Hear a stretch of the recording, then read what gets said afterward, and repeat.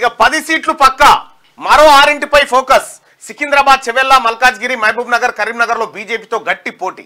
మెదక్లో బీఆర్ఎస్ తో tough fight. ఆయా చోట్ల విస్తృత ప్రచారంతో చేరికలు స్పీడప్. నేటి నుంచి 6 రోజుల పాటు నామినేషన్ల ప్రోగ్రామ్ లో సీఎం బిజీ. భారీ ర్యాలీలు, ఎక్కడికక్కడ సభలు నిర్వహించబోతా ఉన్నారు.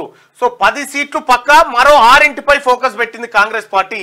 అయితే సికింద్రాబాద్, చెవెల్లా, మల్కాజ్గిరి, మహబూబ్ నగర్, కరీంనగర్ లో బీజేపీతో గట్టి పోటీ ఉండే అవకాశం ఉంది అనేది కాంగ్రెస్ పార్టీ భావిస్తున్నట్టుగా తెలుస్తా ఉంది. మెదక్లో మాత్రం బీఆర్ఎస్ తో టఫ్ ఫైట్ ఉండేటువంటి ఛాన్స్ ఉందని చెప్పి చెప్తా ఉన్నారు. ఇక ఆయా చోట్ల విస్తృత ప్రచారంతో పాటు చేరికలు స్పీడప్ చేయబోతుంది కాంగ్రెస్. ఇవాల్టి నుంచి 6 రోజుల పాటు నామినేషన్ల ప్రోగ్రామ్ లో సీఎం బిజీ. భారీ ర్యాలీలు, ఎక్కడికక్కడ సభలు నిర్వహించబోతున్నారు. ఇక సెగ్మెంట్లలో కాంగ్రెస్ పరిస్థితిపై సీఎం కు సునీల్ కనుగోలు రిటర్న్.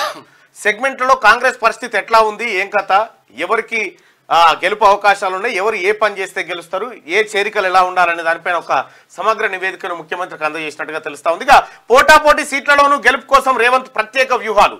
ఇక రాష్ట్రంలో ఎలాగైనా 14 ఎంపీ సీట్లను గెలవాలన్న లక్ష్యంతో ఉన్న CM PCC chief Revanth Reddy పక్కా వ్యూహంతో ముందుకు వెళ్తున్నారు. ఇటు ప్రచారం, అటు చేరికలు, ఇలా రెండింటిని సమన్వయం చేసుకుంటూ టార్గెట్ ను చేరుకునేందుకు ఫోకస్ పెట్టారు.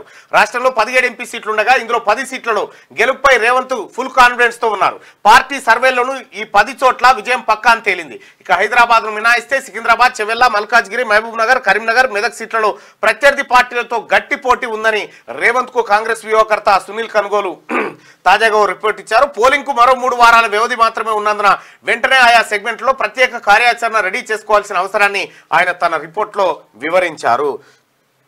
ఇక్కడ సికింద్రాబాద్ లో దానం నాగేందర్, ఆ తర్వాత చెవెలలో రంజిత్ రెడ్డి, మల్కాజ్గిరిలో సునీతా మహేందర్ రెడ్డి, మహబూబ్ నగర్ లో వంశీచంద్ర రెడ్డి, కరీంనగర్ లో ఇంకా అభ్యర్థిని ప్రకటించలేదు, మెదక్లో నీలం మధు, వీళ్ళు కాంగ్రెస్ పార్టీ అభ్యర్థులుగా ఉన్నారు.